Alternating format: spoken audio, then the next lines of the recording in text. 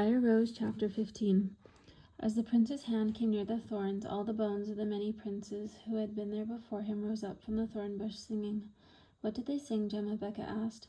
She'd never asked the question before. She and Gemma were part of a class trip, and the other children on the bus were busy throwing things and punching one another on the arms.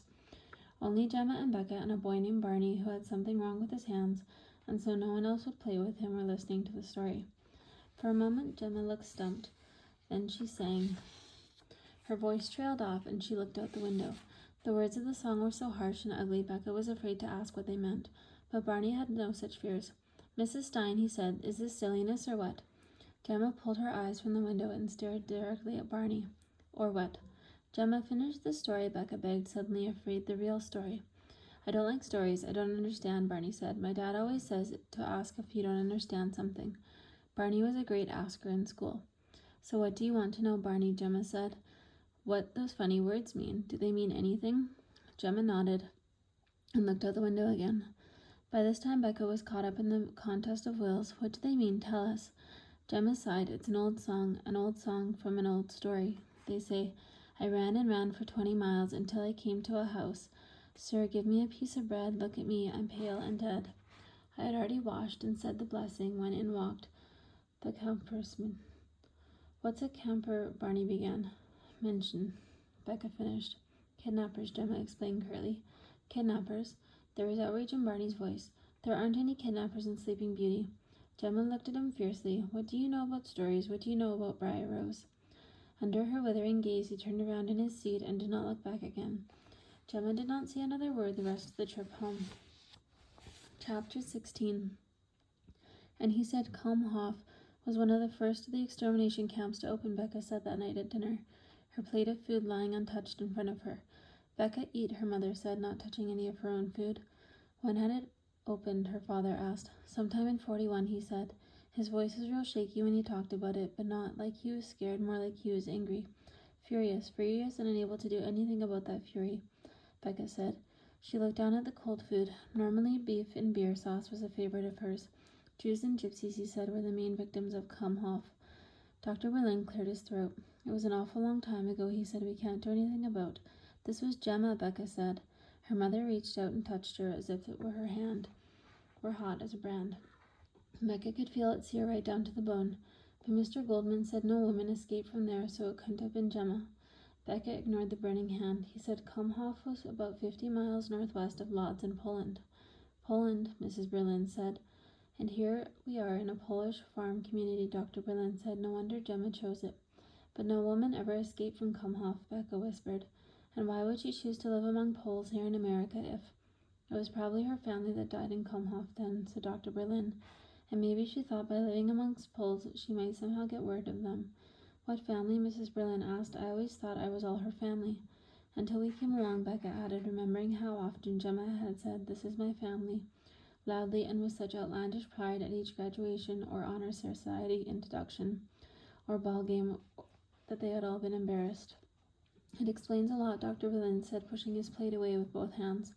"It doesn't explain anything," Mrs. Berlin said quietly, almost in a whisper. Becca waited a moment for the silence that followed to be broken.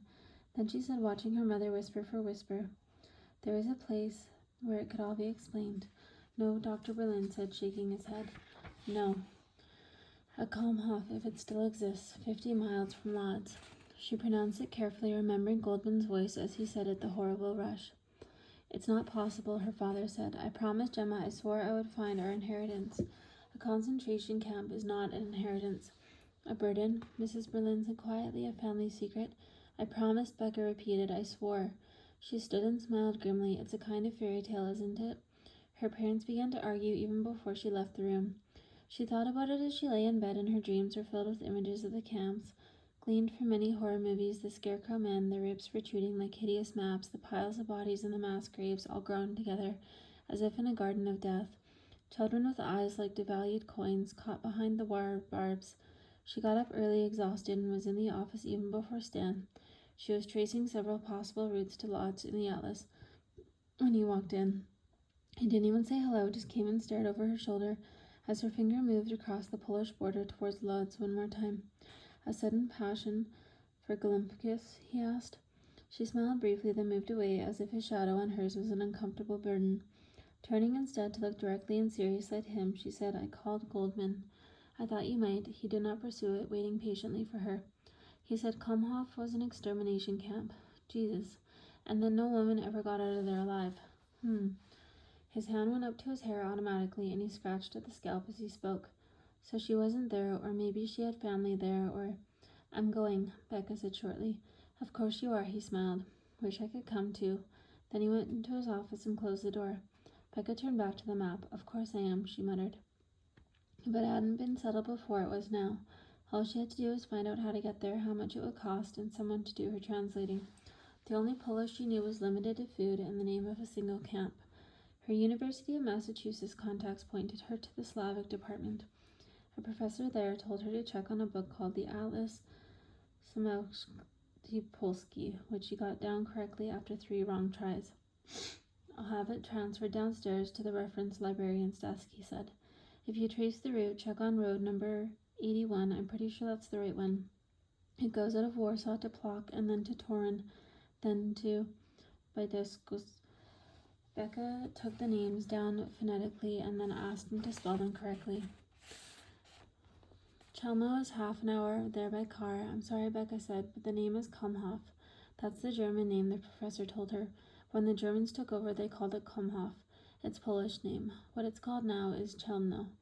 "Chelmno," Becca repeated. It made her shiver in a way that she hadn't before, as if the word itself had been imprinted on her genes. "Chelmno. You will pass through many lovely places," the professor was saying. "There are old cities, not like America's cities, and land around them is mainly flat and green. One of the cities..." She stopped listening. All the pictures she had seen of concentration camps came back to her in a rush. Her dreams of last night seemed to clear as if she were staring directly at the past. "To the 13th century, he was saying. "Thank you very much, Professor Redwiskitz," Becca said. Can I call you again if necessary?"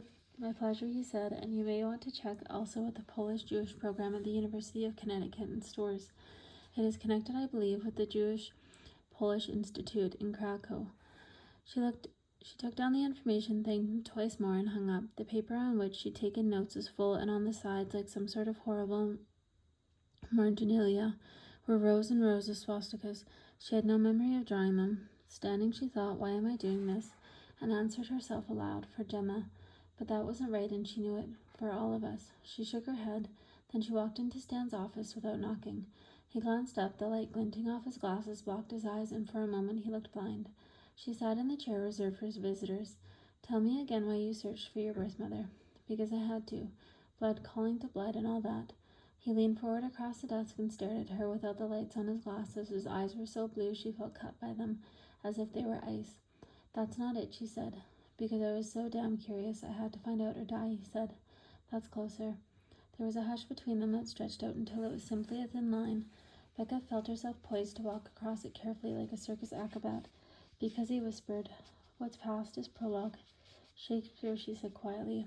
"I forget just where." "The Tempest," he countered. "But it's true." "You didn't answer me truly." "I don't know, truly. I only knew I had to do it." "Okay," she stood. "I am going to want my 2 weeks vacation early and an extra week without pay. Will you write the story?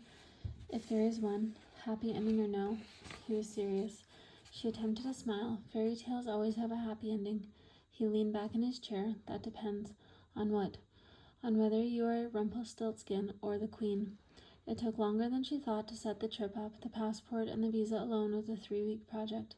The Polish embassy in Washington, D.C. was helpful, but the Boston passport office was not. The Polish tourist office in New York gave her car information. "You can rent through us," the woman had said, her voice light and fruity, with just a touch of an accent. "A Fiat Uno for 6 days, less than $200, and drive from Warsaw. It only takes 4 hours." Becca hung up, having arranged for the Fiat a variety of maps and information about restaurants and hotels. On her father's suggestion, she contacted the Polish-Jewish program at Stores for a possible translator, and they promised a student would meet her at the plane. For a small fee and several pairs of blue jeans, size 12, the woman suggested. She would be in the capable hands of Magda Bronsky. "Sounds like a novelist's idea of a Polish woman somewhat below a countess," Becca had said. The woman at Stores had chuckled, her laugh over the phone comforting. Mother Jewish, father not. The girl is rediscovering her roots. A lot of them are these days. Me too, Becca said. In Chelmno? The woman's voice was suddenly dark. All the roots there were severed. Becca told Stan of the conversation, but not her parents. He only shook his head and asked her for the due date on another story. It was as if his interest on her trip was purely professional now, and Becca felt that withdrawal as a deep loss, and she couldn't say why. Clearly her father was still troubled about the trip, because within days Becca got 3 phone calls, one from Sylvia, 2 from Shanna. This is crazy, Syl shouted into the phone. I made a promise, Becca said. Deathbed promises don't count. If deathbed promises don't count, Becca countered, what kind of a promise do? Syl made a list of promises, including peace treaties, marriage vows, and New Year's resolutions, and all of them are broken regularly, she finished. This was a promise to Gemma, said Becca, hanging up, and feeling, as she usually did after arguing with one of her sisters, morally oppressed. Shanna called not long after, and Becca was careful not to discuss her trip in terms of a promise to Gemma. I didn't take a vacation last year because of Gemma, and so I have 2 weeks coming, and by taking a third on my own, I'll get to see a lot of Eastern Europe. But Daddy says you're going to the concentration camp. What kind of a vacation is that? An extermination camp. But I'll see churches and cathedrals and lots of other historical things. She shuffled quickly through the many notes she had taken, come across the paper with the swastikas. I'll see some of the cities in the Vistula. In fact, one of the experts I talked to says there is a 13th century cathedral there that has been designated by the UN as one of the world's most architecturally important monuments. A vacation expert told you this? Shanna wasn't convinced. Who else? She hated to lie, but she hated arguments even more. Shanna hung up slightly mollified and called back less than an hour later. You're going because of that promise, she said, not a cathedral. You've been talking to Syl. Well, you're not going to go, especially with the political situation there. It's liable to blow up at any minute. That's the Soviet republics, Becca explained carefully. That's Yugoslavia, not Poland. Poland is quite stable at the moment. At the moment, it took another 10 minutes before Shanna would let her go, and the whole evening had tired Becca out. She went to bed and finished only a few pages of McKinley's Beauty, a book she reread whenever she felt troubled. Though she'd set June 1st as a possible travel date, she had to be satisfied with June 15th. Best laid plans and all that, she explained to Stan. Slow passport, slow visa, the Baroness banked as availability. A real Baroness? Am I a real granddaughter of a princess? I don't know, are you? Sometime after June 15th, I might actually know. She smiled slightly, but he didn't smile back. Look, don't tell anyone here that I'm going to Poland. It's your story, Becca, he said. You alone can break the spell. Spell? That's what I finally decided. You asked why I had to look for my birth mother, and I put you off with quick answers. But in the end, all I could think of, believe me, I have been thinking about it a lot these past weeks, is that I alone could break the spell. It wasn't so much finding her as looking for her, and only I could do it. This time he smiled, grinned actually, and held out his hand. She took it and felt real pleasure when he squeezed it. As far as the office is concerned, it's a vacation mixed with a bit of reporting. When you come back, you can decide how much to tell and who you tell. But his grin turned wicked, one corner tilting up higher than the other. But you want the story. In writing. It begins once upon a time. His grin faded. Don't count on happy ever after. This is the real world. I won't. How happy can it be? Gemma's dead after all. She turned away and went back to her desk, packing up everything she would need for the trip. Stan watched her go from the door. She waved goodbye to the other reporters, and Jim in production came to give her a big hug. As she went through the waiting room, Merle was just bending over to pick up her pocketbook. Oh, bye, Becca. I hear you're off to Poland. You might want to be sure and look at the paper cutouts. My friend Janie went there last year, and she stayed with her great-aunt and uncle.